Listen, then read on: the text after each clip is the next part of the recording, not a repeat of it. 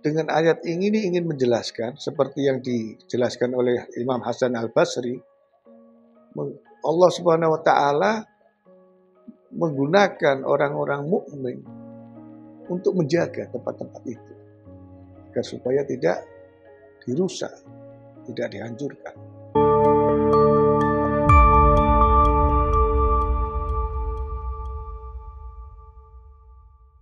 Assalamualaikum warahmatullahi wabarakatuh. Alhamdulillah, assalatu wassalamu ala rasulillah Sayyidina wa maulana Muhammad ibn Abdillah wa alihi wa ashabihi wa man walah ila yaumil qiyamah, amma ba'd.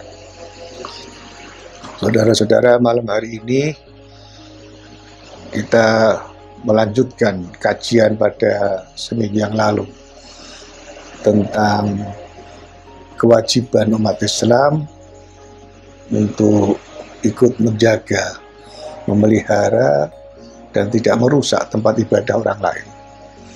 Seminggu yang lalu kan saya menjelaskan tentang takfiri.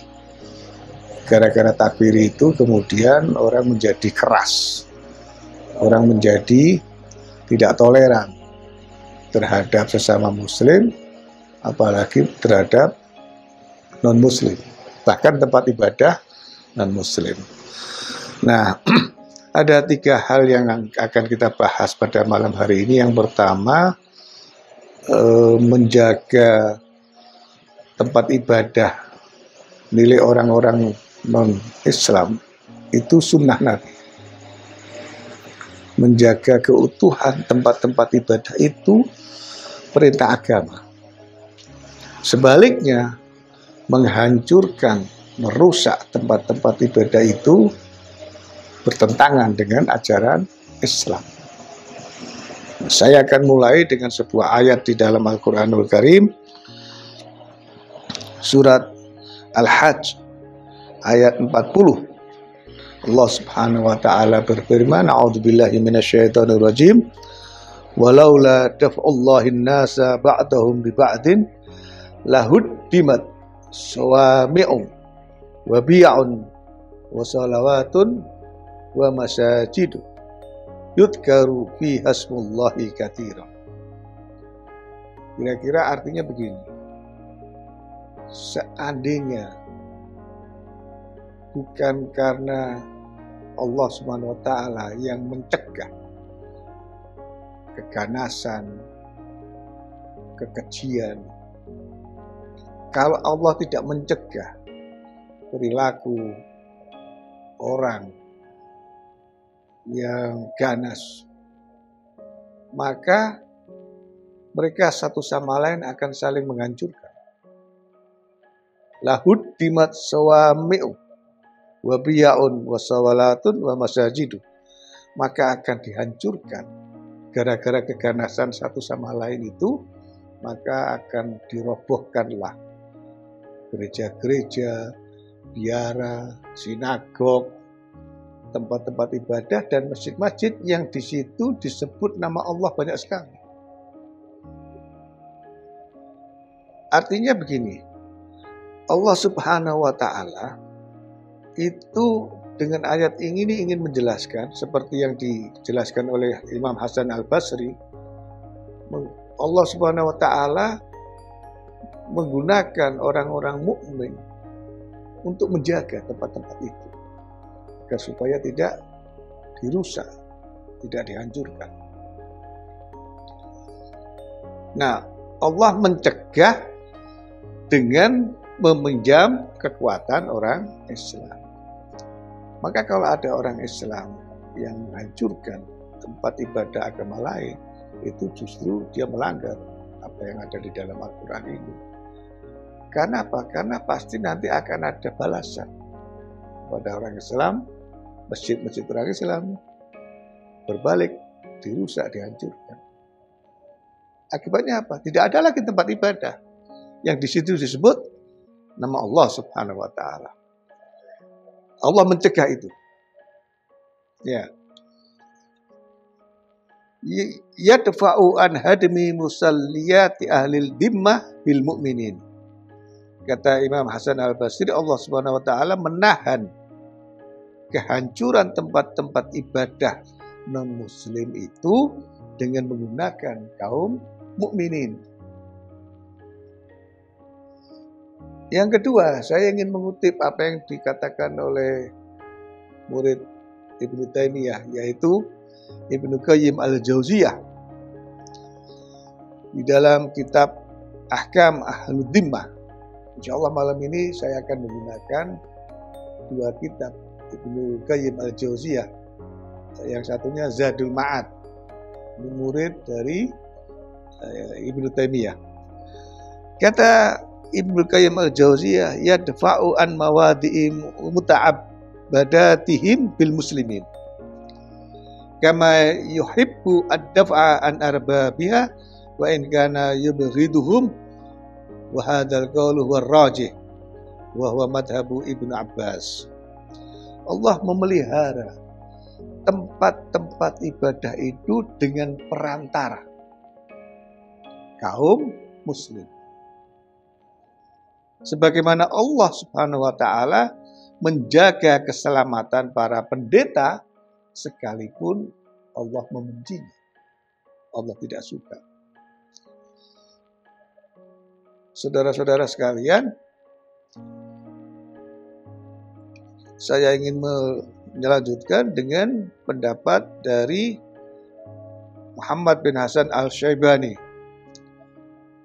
Fi ardis sulhi idza sarat misran lil muslimina lam yuhdam ma kana fiha min bi'id aw kanisa aw baitinar.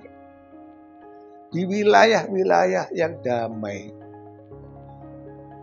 maka semua yang ada di wilayah itu termasuk gereja, sinagog dan tempat peribadatan orang Majusi, ada apinya itu tidak boleh dihancurkan.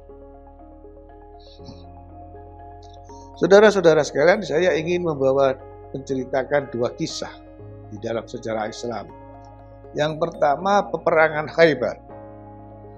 Peperangan Khaybar ini dahsyat. Karena apa? Pasukan yang dibawa oleh Rasulullah melawan orang-orang Yahudi yang ada di Khaybar itu berbanding 110.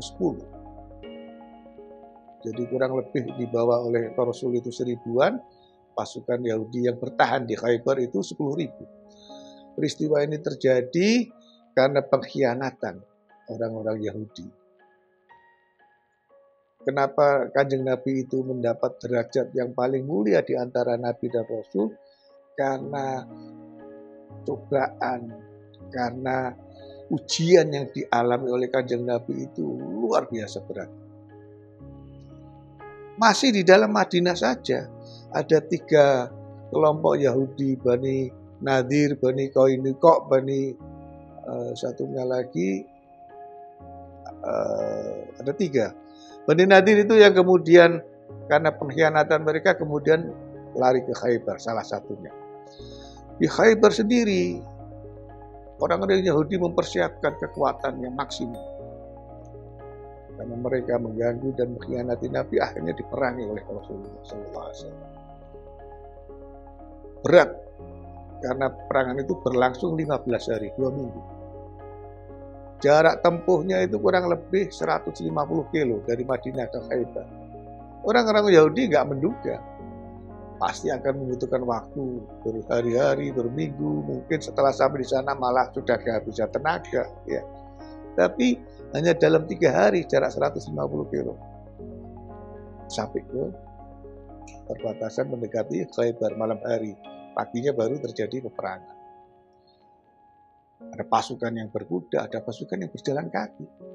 Jangan bayangkan 150 kilo sekarang ini, ya. Naik kereta cepat cuma berapa, apalagi lewat tol, ya 150 kilo cuma 1,5 jam paling. Luar biasa. Intinya akhirnya Khaybar bisa ditaklukkan. Imam Ali karramallahu wajhah, menantu Kanjeng Nabi yang sangat berperan di dalam mengalahkan pasukan Yahudi di Khaybar itu. Karena salah satu komandan pasukannya yang terkenal bisa sendirian bisa mengalahkan puluhan orang. keroyok puluhan orang, komandan pasukan Yahudi itu bisa menang. Ya. Nah kalau kita baru menghadapi satu saja mungkin sudah lari. Imam Ali yang subhanallah dengan izin Allah Subhanahu wa taala dengan satu gerakan kecanggihan kecerdikan Imam Ali kalah. Intinya kalah. Nah, apa yang kemudian terjadi? Rasulullah SAW setiap berangkat perang itu selalu pesan, baik beliau sendiri yang memimpin maupun sahabatnya yang ditugasi untuk memimpin, selalu berpesan untuk tidak membunuh anak laki-laki dan merusak tempat-tempat ibadah. Apakah itu sinagog, gereja, atau yang lain-lain. Pasca Khaybar, kemudian orang-orang Yahudi di Khaybar minta dispensasi. Terjadilah perjanjian. Karena mereka memiliki keahlian di dalam pertanian dan Khaybar itu subur. Daerah yang subur. Akhirnya mereka membayar upeti ke Madinah, jizyah.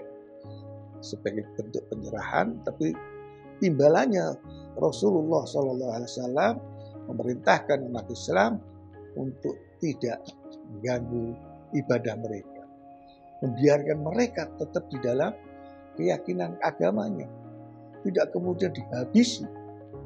Tidak kemudian dibom, dihancurkan ke sana kemari. Tidak. Rasulullah SAW memberikan jaminan kepada penduduk Khaybar untuk tetap melanjutkan